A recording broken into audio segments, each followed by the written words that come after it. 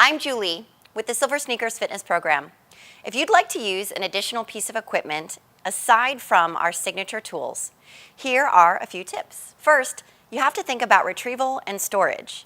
Since everything needs to be stored out of harm's way, you want to make sure that the additional piece of equipment doesn't cause a tripping hazard or any extra concern. The second tip is that you need to know why you want to use the additional tool.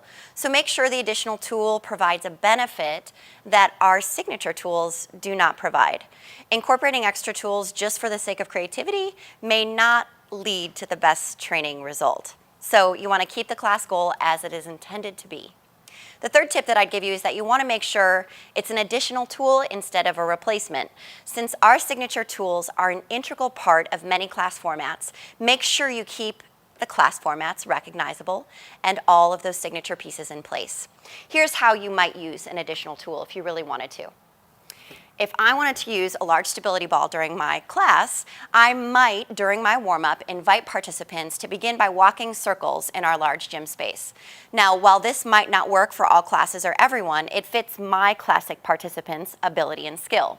And since we have storage racks lining the gym, as they walk around the gym, I would just ask them to retrieve a ball and bring it back to their chair, where everything else is in place.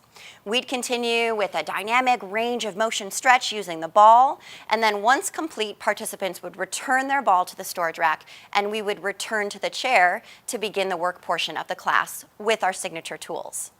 So using extra equipment takes some creativity and planning, and if it feels too complicated, feel free to stick with the tools that we already provide.